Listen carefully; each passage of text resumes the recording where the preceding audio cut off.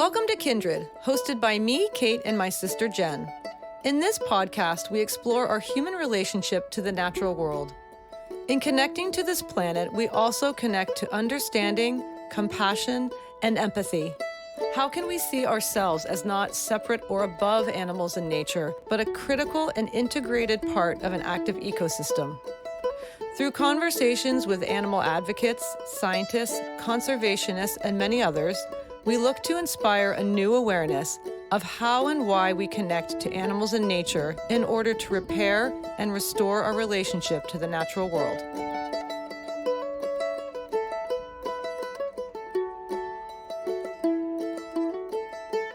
Hello, everyone, and welcome to Kindred.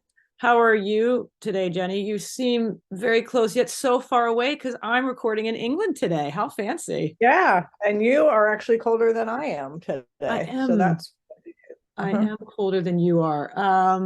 That is for sure. And which is interesting because England's a little warmer usually, but got a little snow flurry. So it's being very festive. It's feeling very getting me into the holiday mood, which is lovely. It's nice to have some winter, actually. I'm loving it.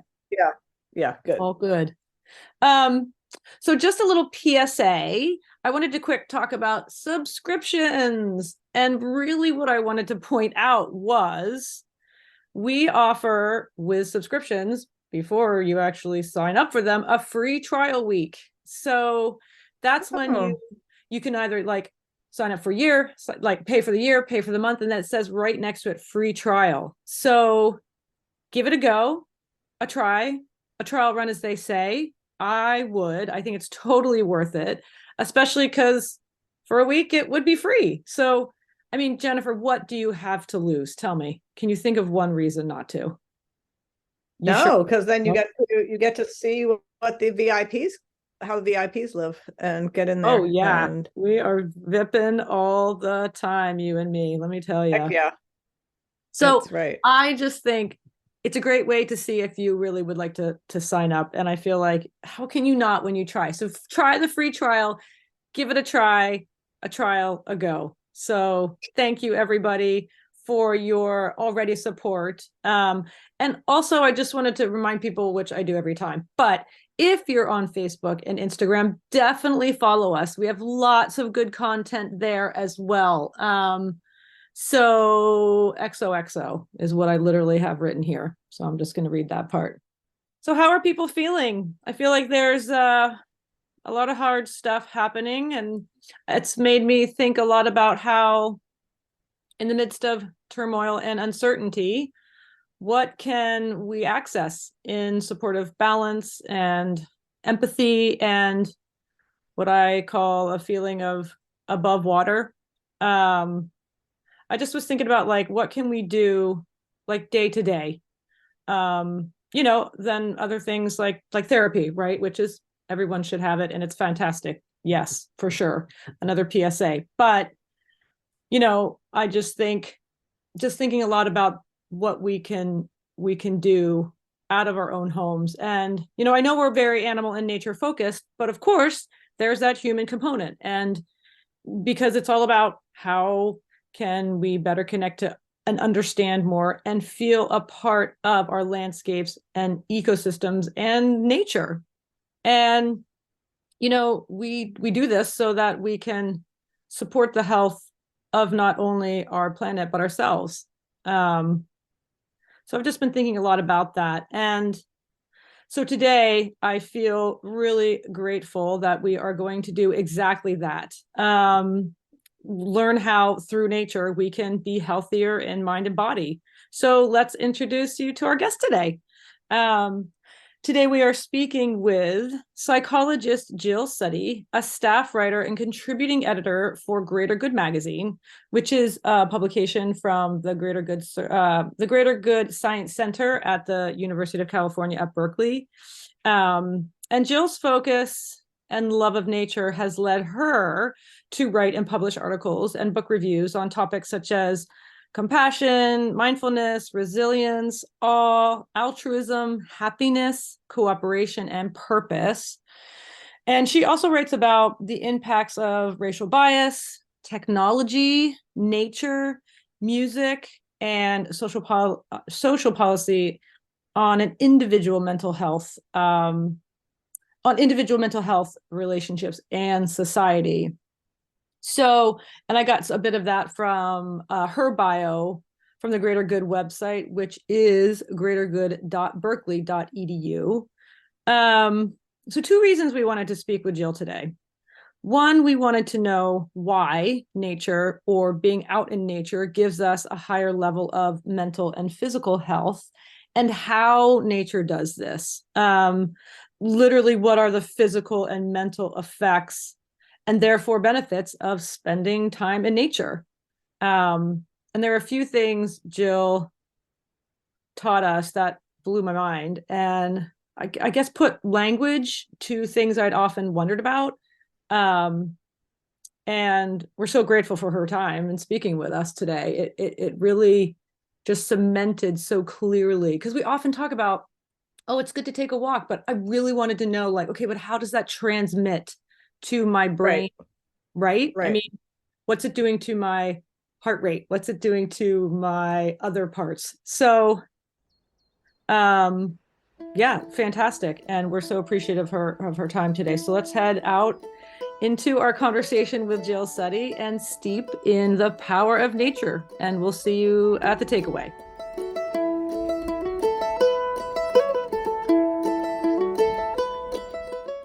Jill, welcome to Kindred, and thanks so much for joining us today. Would you please introduce yourself and tell us what you do? Well, hello, everyone, and thanks for having me on. That's really nice. I'm a staff writer and contributing editor at Greater Good magazine, which is a publication of the University of California, Berkeley. And basically what I do is keep on top of the social and psychological research related to what I would call human flourishing, increasing personal and societal well-being by nurturing positive emotion and pro-social behavior. So I read a lot of science and then I translate that, and I actually interview a lot of researchers also, and then I try to translate that all into articles that a lay audience can read and glean important tips for their own lives, and also to not just to help themselves, but to help the people around them. So, for example, their families, schools, organizations they work in or just are part of, communities, all of that. So I don't know if you know what I mean by positive emotion and pro-social behavior, but things like compassion, resilience, humility, gratitude, empathy, kindness, those kinds of things. So our goal overall is to look at the connections between societal and personal well-being and try to promote that as much as possible. Well, boy, those words you just used, I mean, don't we need that more than anything right now? So did you start out in psychology? I did. My background is as a psychologist. I did not practice for long in private practice. I ended up shifting pretty quickly into this work. I've been writing for Greater Good for about 18 years now, almost from its founding. Amazing. And I'm just, always been fascinated in this idea of, not just helping people be cured or be mental pathology or be mentally more healthy, but also how we could maybe prevent people from having mental disorders like depression, anxiety, ADHD, things like that. Yeah. So that's my background. Yeah. That's fantastic. That's so great. So, Jill, it's interesting these days, you're touching on this already, but, we've been hearing more and more about the physical and mental health benefits of being in nature, and, about positive impacts of green spaces in communities, and how, petting your dog or cat can lower your blood pressure, and forest bathing, and, just a lot of different new kind of trends to me. And to talk to us a little bit about what is driving this new research in your world of psychology. Well, psychologists are always interested in figuring out how to make people better, basically. And again, I think there's a lot of recognition that it's not just about what's happening inside of you, but the context in which you find yourself. And I mean by that pretty broadly, not just nature, although nature is part of that, but also our social milieu, where the context of our lives, where we are at work, what the cities are like where we live, our neighborhoods, what they're like. And so we're looking at social built environments, but also, of course, the natural world, which we're all a part of. So how do all those things influence our well-being? So the science comes out of that. And of course, as you said, what we're finding is that contact with nature, I mean, very broadly speaking, is really good for our well-being. It helps us feel happier, more socially connected. It helps us think better.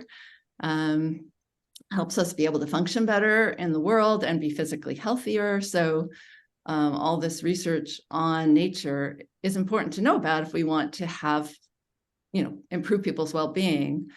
And, we saw that so clearly during COVID, right? Yes. I mean, a lot of us were stuck inside a lot of the time, depending were you live, of course. Right. But, we didn't have that social contact that we so dearly need. And we also, many of us didn't feel like we could go outside or be out in the world that much. And so you can see from the research that had impacts on people's well-being. And we saw a big dip in a lot of people's mental health during COVID. And those who were able to access nature, and I mean that again, kind of broadly, like even, having windows to the outside, having a garden in your backyard, or being able to walk along in a park somewhere. In fact, I think for a lot of people, the ability to access nature was a lifeline during that time. Absolutely. And actually able to fare a lot better. Yeah. I mean, so, I know it was for us. I mean, this is when the idea of starting the Kindred podcast started. And I worked on this and called my sister and said, hey, guess what? You're going to be a co-host on a podcast about reconnecting to animals and nature after, like, when the pandemic began. And I love what you said about, COVID, depending on where you live, that's a big part of it, isn't it? Yeah, of course. I mean, I had a colleague who, lives in Toronto and was at the top of an apartment building. And, you just don't have the same kind of access. And especially if you don't want to get in an elevator with people at that time. So it really impacts your well-being a lot. I mean, you also touched on, petting animals, your pets or whatever. I actually wrote an article about that during the COVID pandemic, because, there was evidence that people are actually there's a huge increase in the number of people who were adopting pets because they recognized like having that connection to an animal was helpful to them. It helped soothe them during this time. And it also, I think, wasn't just because, well, we feel more soothed in that space, but also because you're caring for something else. So there's a little less self-focus. Exactly. Yeah. Something to focus on. Yeah. Yeah. So that, I feel, is another benefit of being in nature, having connection with animals, is that when we can take the focus a little bit off of ourselves, then we tend to have better social connection with other people. We tend to care more about the world at large.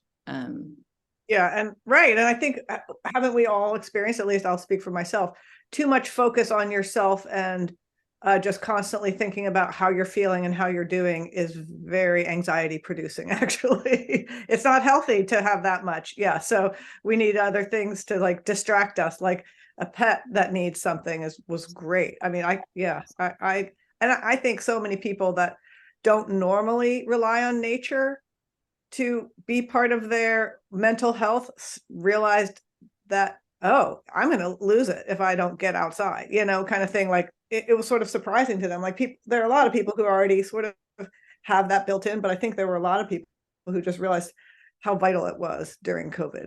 And do you think that climate change has anything to do with this sort of movement toward reconnecting to nature? Probably. I mean, you know, like I said, I think psychologists think a lot about personal well-being, but definitely it's in the back of my mind Right. that, you know, this is part of the issue too, or part of the interest in trying to pursue this is to make people realize, hey, you know, we are an integral part of nature. We are not separate. What we do influences the natural world and vice versa. Similarly, the social world, what we do in our social world affects us and the people around us. So it's all, you know, part and parcel the same system. You know, we live in an environment and the environment influences us. And so if we are, you know, harming our environment, it affects us. Obviously, we've seen that, you know, it's affecting us socially as well, because there's more fires, more devastating wildfires, more flooding, more displaced people, more areas where you can't grow food because it's become too arid. So obviously it's all connected. And I think there is, I mean, part of what this research shows is that it is important for us to have that connection to nature. And also what's kind of interesting, I mean, this is a whole nother line of research that I've followed a little bit, is how much having more of a connection to nature influences your personal behavior and your commitment to trying to, you know, reduce your own carbon footprint or support environmental protection, that kind of thing. So That makes sense to me. Totally. Yeah, absolutely. you recognize that you have a personal relationship with the planet at large. You want to do something to keep it safe and healthy. So Right. So let's kind of dig in here, because I feel like, you know, so we're here to talk about, you know, what we're talking about. Like, nature has all the good vibes, and when we access them, we're healthier mentally and physically. So, but I really want to sort of break down, what does that actually mean, right? Like, if we break down for us what is happening in our brains and our bodies, like how that translates to our bodies when we're out in nature. okay, well, I would say very broadly speaking, you know, being in nature is soothing to our nervous system. So if you are in a natural environment, it tends to turn down your sympathetic nervous system and turn on your parasympathetic nervous system. Okay. So hopefully, you know what that is. Well, you know, the sympathetic nervous system is the one you need when you're under threat or there's danger around you. So okay, that's a sympathetic. Okay, so like fight, flight, or freeze type thing. Exactly. So when your brain recognizes there's a threat, it sends signals down to your heart and your gut, and it basically makes your heart speed up. It sends blood more to the periphery of your body. It takes it away from the digestive system, the kind of resting state, and so that you're prepared to fight or flee or do whatever you need to do. So the problem is that it does that whenever you feel threat, whether or not the threat is real. So, for example, you know, there's a physical danger if you happen to come across a predator, and you want that sympathetic nervous system to kick in so you can fight or flee. Right. But it also kicks in if you do non-threatening things, like, you know, you have a work deadline and you're feeling very pressed to meet it, or you're doing public speaking. Your sympathetic nervous system is going to send more, you know, energy to your heart, make it pump faster, and that's fine if it's just when you need it. But the problem is that it makes you vigilant, and it tends, for some people, it's on a lot. I mean, I think in our modern urban world anyway, it's on quite a bit, all the time almost, and it's very hard on the body when the sympathetic nervous system is kicking in constantly. So having the ability to kind of like tone it down through the activation of the other system, the parasympathetic nervous system, which kind of does the opposite. It tells, you know, it slows down the heart. It allows blood to come back into the center, you know, and it's the experience is that you feel calmer, more relaxed, more centered. So that's, generally speaking, what nature does. I mean, I have seen studies on other kinds of ways nature influences our brains. For example, there was a study I wrote about at one point where they found that, they hooked up electrodes to people and had them walk through urban and green spaces, and they saw how the brain changed. There were these, they called them alpha and theta brain waves tended to synchronize when they were in nature. And I think that the overall feeling is something similar. It helps calm you, it makes you more kind of mindful, like present tense. So there's that kind of thing. And then, we at Greater Good, we've, our faculty founder studies the science of awe. And when you're in nature, you don't always feel awe all the time, but you can. I mean, it is one of the common ways people access that emotion, and that emotion, that sense of wonder and being kind of feeling like a smaller part of a greater whole, has all of these effects on us. But in the brain, what it does, one of the things it does besides kick in the parasympathetic nervous system, it also seems to decrease activity in the default network of the brain. So the default network is the part of your brain that's sort of functioning behind the scenes when you're not doing something actively, or you're not actively concentrating, doing a task. It sort of runs in the background, trying to process what's happening in your life. Like, oh, maybe you had an argument with somebody in the morning and it's sort of busy, like processing that. What do I need to do? Blah, blah, blah. It's very self-referential. And so when you feel... Sorry, and this is part of the parasympathetic that this is working in. No, it's the default network of the brain. Okay, so it's called the default network. Interesting. Okay. And you'll see research about the default network. It's kind of an interesting part of us. It was kind of discovered accidentally because people were seeing, oh, the brain is still active even when you're not doing anything. And that's what they think, is it's like processing information and behind the scenes. I just want to pause on that because this is new to me. Have you heard about this, Jen? This is new. I haven't heard it in terms of that, but I think it might be like what we used to refer to as like the monkey mind in yoga, like the chatter. Yeah. Like, I think it's why people meditate, is to just try to quiet that part of the brain. Exactly. I think it's the inner chatter that we have, and it's often very self-focused, trying to figure out what's happening in the world and how it relates to me. And so if you're feeling awe and you're feeling like this kind of smaller self in a way, it tends to let that part of the brain relax a little bit. It's so less, and you become a little less egocentric. And so that has influences also on, especially, I would say, our social well-being, but also our personal well-being. And so that's part of like that inner dialogue that can kind of be running, like you're saying, it's like your computer engine just sort of like low-key going.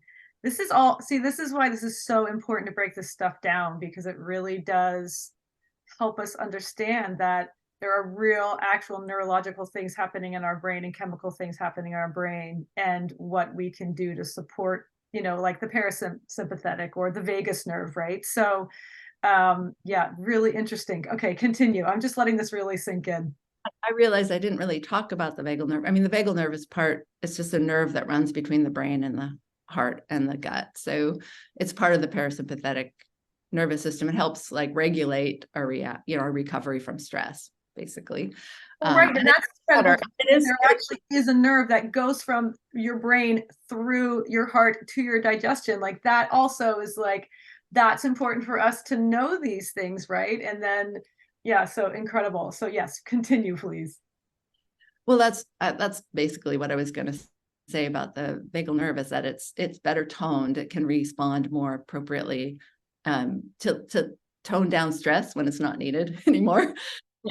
The other thing I was going to say about the default network and just sort of being less self-referential, one of the big, as a psychologist, I'm interested in this, one of the big issues with ruminating, kind of spinning thoughts in your mind over and over, it's tied to depression. So, and there have been experiments showing that a difference in people like passing through a more urban environment versus a more natural environment, having less rumination, which is big, because it can really help fight depression. So, and it's not just about the exercise, because they actually compare. I mean, exercise is also great for well-being, right? There's something about being in nature that actually, probably through this, it decouples that part of your brain a little bit. It relaxes it a little bit, so you don't ruminate quite so much generally when you're in nature. I'm not saying it's universal, science is always about averages and how it affects people generally, but of course. Well, and so that makes me want to, jump to our next question. What does all this mean in terms of experiencing natural world, right? Like, how does this translate to our mental health, being out in nature? And, what role does experiencing nature play in our lives in a very real way then? Well, I wrote an article for Greater Good about, 7-8 years ago, about how being in nature makes us kinder, happier, and more creative.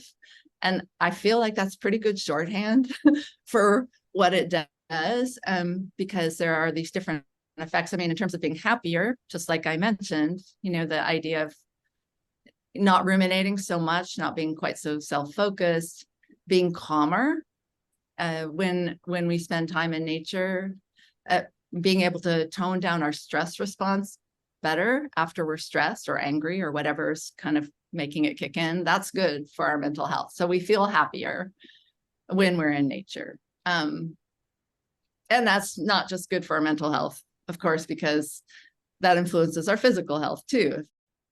Chronic high heart rate going, it's not good for us. It leads to all these other problems.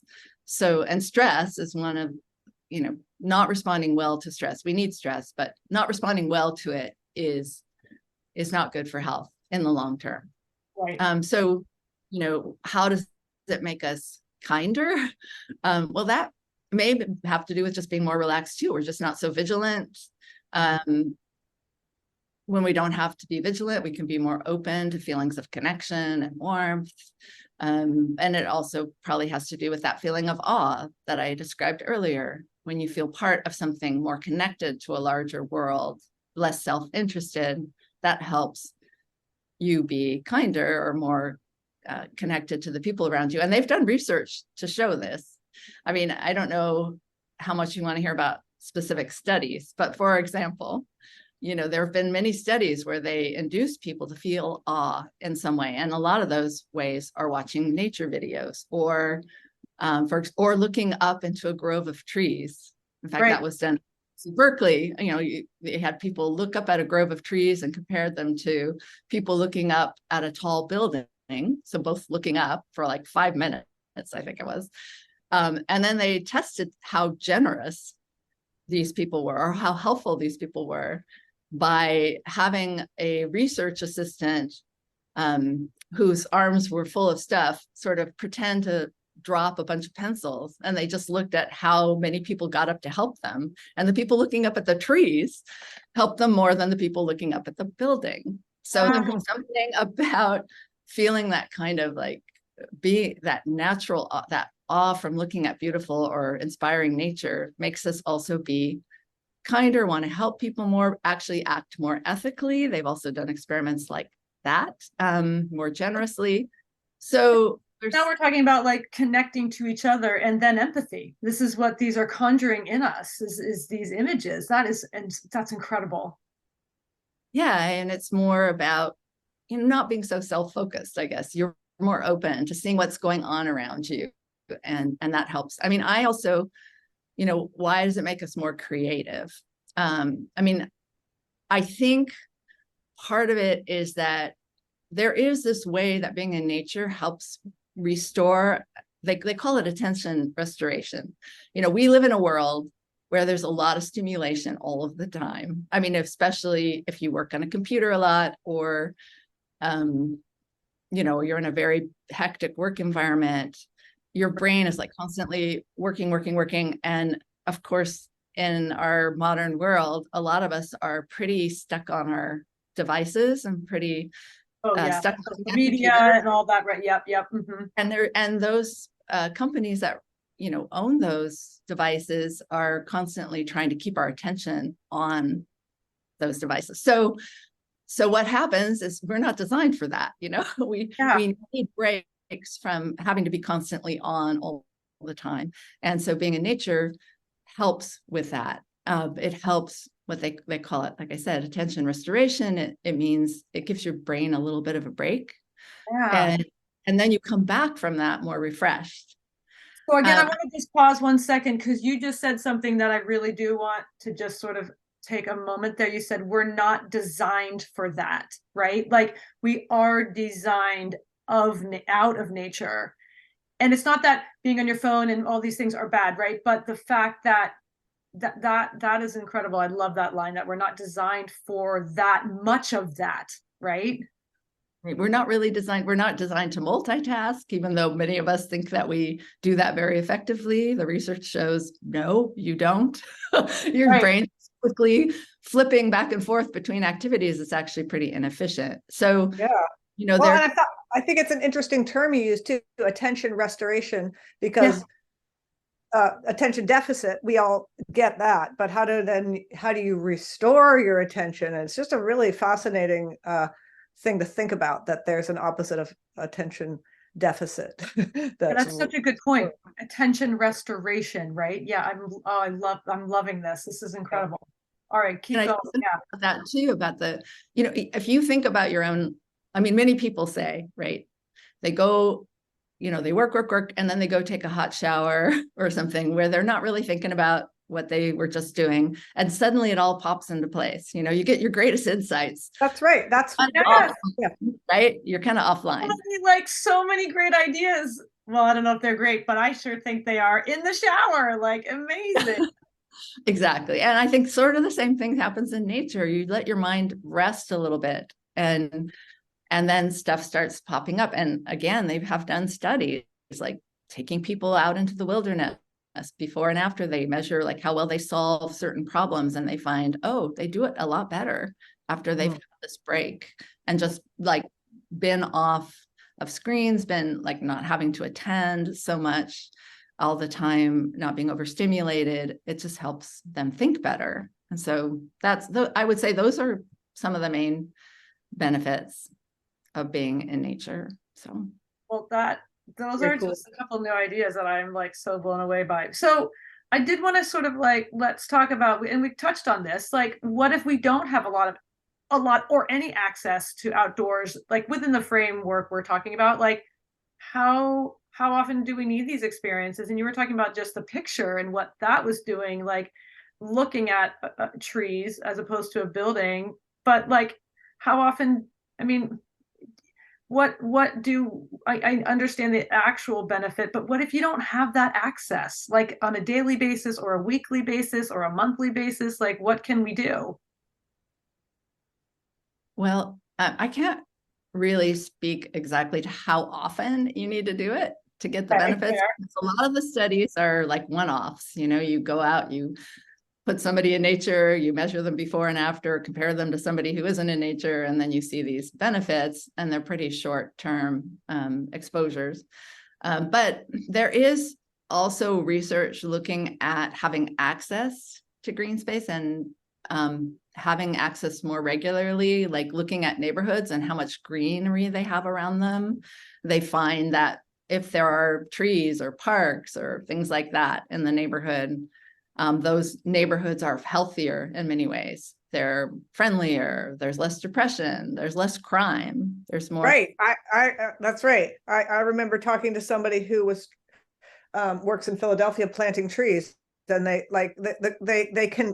can track the crime in the neighborhoods where they plant trees is less because people are less angry. People are, there's more oxygen. There's all these things, and it's just like there's actually studies that show that it's not just, oh, well, people will be happier. That was fascinating. Concrete. Yep. Mm-hmm. And again, that's kind of that social benefit of being in nature. Yeah. And so it's clearly good for our social well-being. And so, having access is important. I mean, there've also been studies around schools, how close they are to greenery too, and how well it helps children concentrate and learn and that kind of thing. So there's definitely positives.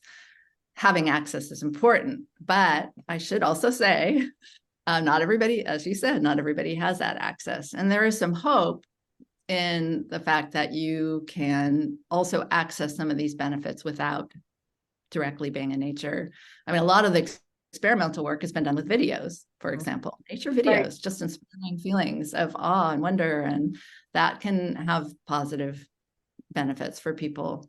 There have been studies of like workplaces and whether or not you're near light, sunlight, natural light, or have plants in your office or things like that. And, you know, probably the effects are not as strong, but they're there. So, and we talked about having a pet, you know, we had to do that during COVID and we had to be inside a lot. You can still access some of the benefits if you don't have access to, you know, capital N nature, if you will. And Jen, go ahead. Oh, I just was noticing recently when I had to be in a local hospital with my mom, and just like walking down the corridors in the hospitals, and they have nature pictures a lot of times now. And I just thought, isn't that fascinating? That's not, I'm sure, by accident. I'm sure that's all part of these studies that are happening, that just walking by a beautiful scenery or an underwater scenery or whatever is soothing for people's nervous systems at a time when you can be extra stressed, which I thought was really actually interesting. An interesting thing too. It's got to be related to all this. Yeah, I'm sure. And I have it in my dentist's office. They have nature photos when you're lying down flat, you know, to try to relax your nervous system. And I think it's also, of all things, I mean, I do think that's why doctors also tend to have more green scrubs these days than white scrubs. Interesting. And there have been studies looking at how people recover when they're in the hospital, depending on whether or not they have a view out to nature or not. Wow. So it does make a difference, soothes our nervous system. And I think that's just important to healing in life in general, but definitely.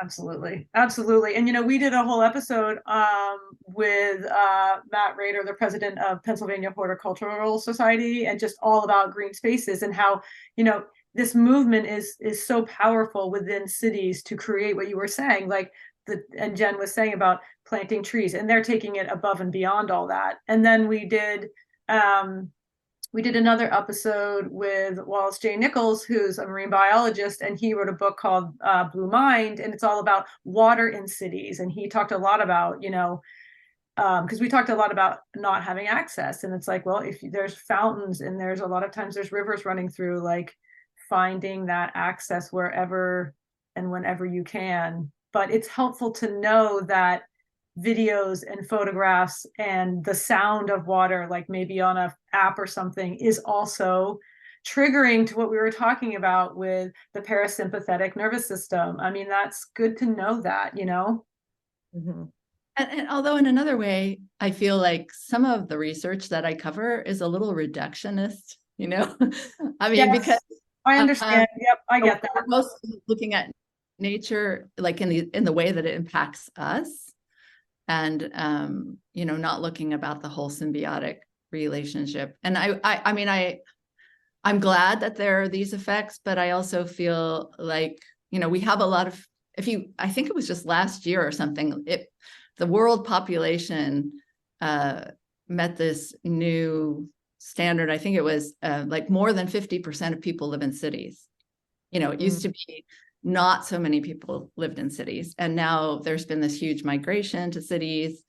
And so we're living in these more packed, dense places, a lot of which are not designed necessarily to keep nature nearby or natural elements nearby. So I do think it's important to try to increase access to green space and not just say, oh, it's great if you watch a nature video. I mean, it might inspire you for sure, and might help you feel better. But I do think that message of trying to get natural elements, nature, more in the spaces we live is important too. I mean, you talked about Philadelphia. I actually covered a study by somebody who wasn't looking at crime, but was looking at mental health in Philadelphia. And I don't remember the researcher's name, unfortunately, but she had done this study where they took these vacant lots, and some of them they just left as is, all around the city. Some they left as is, some they kind of cleaned up, like picked up the trash and did a little general maintenance, but nothing else. And the other one, they put green stuff in, trees and grass. Not a lot, but a little bit. And just that little bit then they compared like the mental health of people in these different neighborhoods before and after.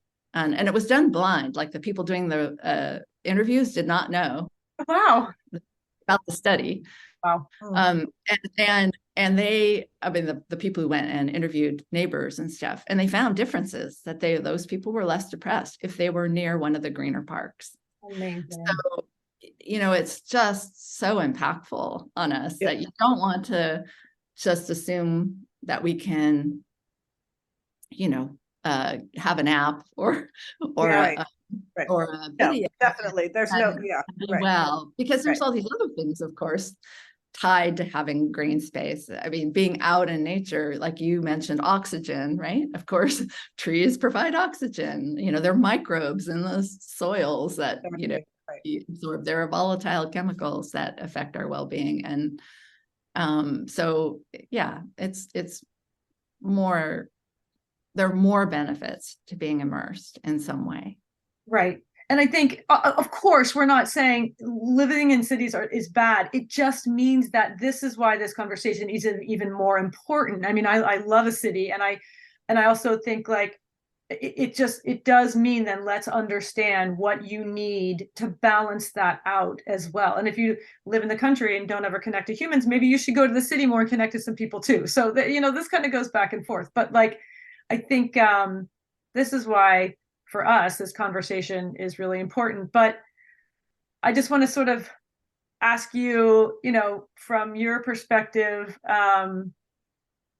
from everything we've been coming from, what you come from and what we've been talking about, why is this conversation important to you, do you think, like for us to have, like what new awarenesses or connections can we gain about ourselves, like in context to connecting to nature?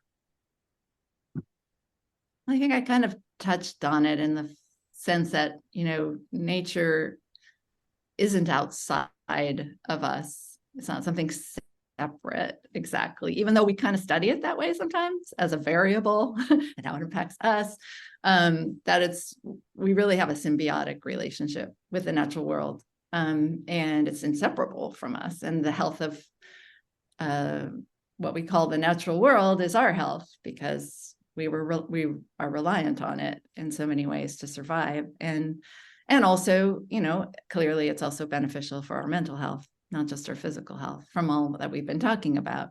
Right. So if you nurture your relationship with the natural world, it's good for all of us, and it's good for the natural world too, because as I mentioned earlier, we tend to care more about its well-being if we have a connection to it and we recognize that connection. So, I'm trying to think if I can say more about that. No, I think that's actually beautifully said. And I think I love how you use the word symbiotic, and, it clearly, nature gives us balance and connection and beauty and inspiration. You touched on awe, and, I think it's critical for us being mammals operating in these ecosystems and landscapes that we do often see ourselves outside of that. And I love what you're saying to sort of come back to, we aren't outside of it. We are living in an environment, an ecosystem that we can reconnect to and look at the benefits for us, like literally in our bodies and in our minds. And I think, like, I was thinking about it. If you take an eagle out of its environment and you stick him in a cage or a room, can you imagine what that does to that animal? And we can imagine that, right? And I think that's sort of, it can't be an eagle anymore in the same way. And I feel like, I think I relate to that as just being a human, I mean, when you and I were talking before this recording, we talked a little bit, I mentioned this book that sadly, I never read it, but I have read other work by the author, Frans de Waal, who's a primatologist and studies animal behavior. But he wrote a book called something like, Are We Smart Enough to Know How Smart Animals Are? And it is this idea of, we anthropomorphize so much, and we look so much at how the natural world compares to us, or what we call the natural world compares to us. Like, oh, animals are really smart because they have self-recognition, or they have a language, or they can learn, or they can predict, or whatever. And we don't recognize that they have adapted so well to their environment, and they have all this intelligence that we can't really relate to. I mean, we kind of know, dogs have the superior sense of smell, or, I mean, I think it's so fascinating to learn about that stuff, because it makes us more humble. I mean, we realize we're not the center of the universe. Right, exactly. And that other beings live here, and they have their own intelligence. And I just read this article not that long ago in the New York Times science section about how recently researchers realized that almost all mammals fluoresce. We have learned about some, yes, which was fascinating to me. That's something I'd never heard before. Give us a definition of what is that fluorescing? Yes. That means that if you put black light on them, they emit these different colors. So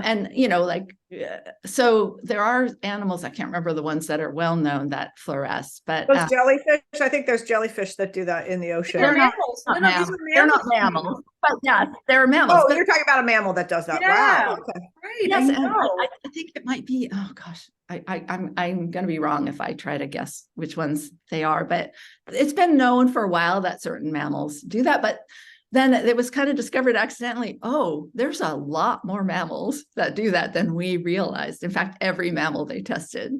Wow.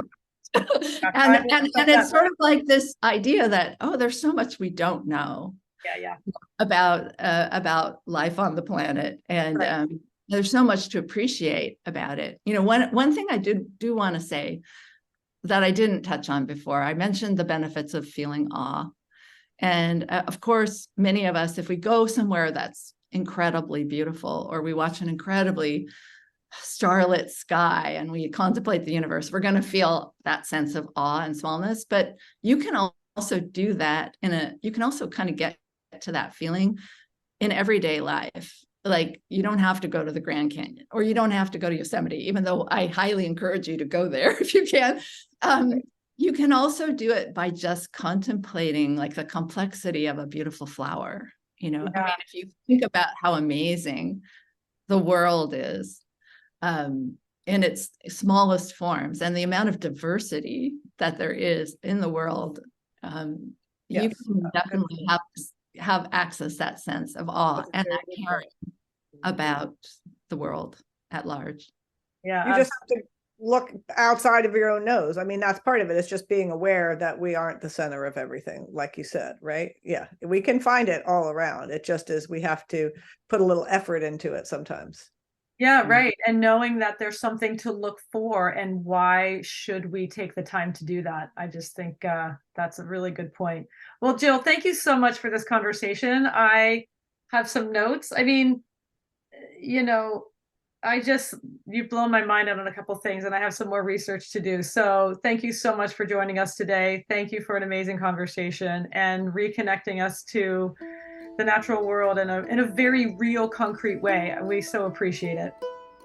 Well, thanks so much for letting me talk about this. It's a subject very near and dear to my heart. So it was really great. Yeah, really fascinating. Hey, everybody, welcome back to The Takeaway. 3 things I wanted to mention. When I was talking about in the intro, how I really wanted to know the physical reaction that we were having, and then how was that sort of transferring into the mental space. And that's when she was talking about here we are. So the parasympathetic system, the sympathetic system, the vagus nerve. And, I was doing a little more research too, and just how the parasympathetic system is connected to the stomach and the intestines, the heart, the eyes, the pancreas, and just the fact that for someone who actually has some stomach issues too, I know that getting out for a walk literally does, it's like I say clear my mind or reset me. There is something where I feel my most healthy and kind of normal out. And I think it was just so great. Like you were just saying before we started recording, like it's science she's pulling out the science and speaking to these things. And now we can know the physical and mental benefits, right? It's just amazing. Right. I mean, we know the feelings that we have, but that's one of my favorite things about talking to scientists and, very smart people is that they can explain why that's what you experience. So it just backs up, which is so cool to me that science backs up these feelings, which it's not. I mean, I guess it shouldn't be surprising, but it always is. Like, I already knew I felt better, but now I know why. Yeah, I just love that. There's something so validating about that. Yeah. Well, we're such a weird species that we can have these things. Like, so when she was talking about, like, we can have these things that operate, we don't even know how little we know ourselves. Right. And then when she was talking about the default network, remember, I'd like really stop the whole thing. And be like, wait, sorry, what? And just the idea that, like ruminating, that's the default network is what holds ruminating space. Which is so interesting too, like to have words to go with it. And it's so funny because I've been thinking a ton about that, and with boring aside, but I've just been struggling with some insomnia for the past year, and I can feel my brain doing that when I wake up. And if I get into that rumination cycle, I can't fall back asleep. And if I can keep myself out of it. So I've been also thinking a lot about it. And then I opened my Instagram the other day, and this functional medicine doctor who has books, and he's a real smart guy, named Dr. Mark Hyman, had a post. It doesn't cite the study from what I can say, but I'm just we can find him on Instagram. Says a 2015 study showed that participants who went for a 90-minute walk in nature as opposed to the same duration walk in the city reported lower instances of rumination and showed a reduced amount of neural activity in areas of the brain linked to mood imbalances. And that just like, again, we know that's true, but just like there's a study that says, your moods are going to be more stable. And obviously not everyone can take a 90-minute walk in nature, but from our conversation with Jill, we also realized that even just looking at pictures of nature, or like I took a walk the other day, was not really it was like all on paved roads, but there were piles of leaves and there's trees, trees. And just the colors of the leaves and stuff. I was like, oh yeah, I'm actually am in nature right now. I'm not immersed in nature. I'm not only in nature, but nature is present. And like it was sort of challenged me to find the nature where I was too. Well, and she had said that like it's like nature in context, right? She even said that nature, and I love that she said in context to where you live, right? And I think that's such a good point.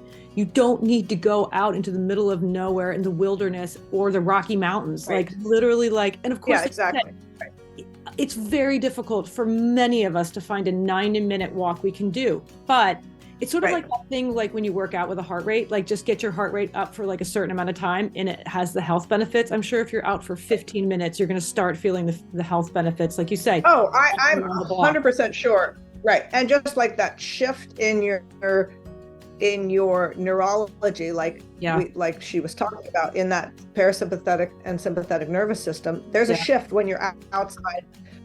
You're not just staring at your phone. You're like looking around, Oh my gosh, that's so true. Yeah, that's so true. And speaking of phones, she said that quote, and we'll put it in an audiogram for social media. I think it was, we are not built for this life. We're not built for, she was saying, we're not built to multitask. Constantly. And I'm like, sorry, I thought that was inborn in every woman or lots of people. Like, but like, no. And then we were talking about attention deficit, was just a very real diagnosis. And then we were talking about, she was talking about like attention restoration. So what can we do to restore that? Like, again, like we have access. And I think even if you're outside feeling the breeze, unless you're next to a stinky dumpster, that's gross. But if you can just clear a little bit of the head, like get out, feel the breeze even, right? Feel air outside, that the world is recycling Right. for you, that Mother Right. Nature is literally breathing us, right? And Right. See a squirrel or a chipmunk or hear a bird. I mean, that's all nature. It might, and you might have to like actually hone your senses a little more if you're not Yeah. in the Rocky Mountains, Right. in Find your Estes Park city or park. something. You might have to actually look harder to find Yeah. nature, which also that has also been proved, like bringing your attention in like that, in like that very specific way, actually also changes your brain too. So it's Right. actually, you can do it. There's ways to do it. It just might be a little harder. You might not Yeah. have the assault of nature that you have if you're For in sure. the middle of I just nowhere. think, I but yeah. agree. And I agree. I think like any kind of, and I don't even think it needs to be 90 minutes a week. I think, No, I think that's just what the study showed, was a but 90 it's minute. It's again, like that I reminder, think just to any it's kind a reset, even if it's, yes. Yeah, I agree. absolutely. So, but again, I just wanted to go back to the rumination thing. Like I was even thinking like, what if even in the default network, I didn't ask her this question because I was so stunned. I didn't even know what a default network was, but what if that system spent unconscious time sort of steeping in the effects of nature instead of us steeping in our ruminations, right? And I think, I don't know. I just think, she just offered so much, and I'm going to listen to this episode a few times because it's really going to take some real time to like, it's like I said, we don't even know these things are happening in our own bodies, but no, it's true. And I think the net of all that too is that these little tiny things you can do to change your awareness and to bring yourself back to yourself are going to make a huge difference cumulatively. Like that's what this guy, Mark Hyman, talks about a lot, is just how that over time your stress levels will be lowered instead of constantly increasing. And there's all these different ways that it pays dividends for your health, not just like, well, that was just good for now, but tomorrow I'm going to be bad again. No, I think it does change your brain. So which makes sense. Anyway, it's just very hopeful. Very hopeful, and very much like neurology does have to set new pathways. You can grow your brain, you can grow new pathways. So thank you again so much to Jill for her time and her conversation. Just so critical all the time. This is just a fantastic thing to hear and know. And for show notes and guest links to this episode, you can go to our website, kindredpodcast.co. And you can also sign up for a newsletter, which we go over past episodes, present episodes, and other news and other sort of relevant articles. Subscribe to Kindred Podcast through your iPhone, and through our website, you can go to our little yellow cup on there and buy me a coffee. And then follow us on Instagram and Facebook at The Kindred Pod. Again, thank you so much. Please share this episode. Please, please, please. I feel like it's one of our most important episodes in a way, because it really is getting the human to reconnect to the natural world in a very in a different way. And I just think it's, please share them all, but this one also, it leads to so many different things, right? I feel like this could have been our first episode we ever did. This could have been EP1, but this is right, like the reason why it all matters. Like it actually has direct benefits to us and our health. All of it does, but it's like we should play this, we should have this episode every first season. So thank you, everybody. Thank you, Jenny. We really appreciate everyone's support, and keep emailing us and contacting us and connecting to us through Instagram and Facebook. And we'll see you next time. Lots of love. Bye.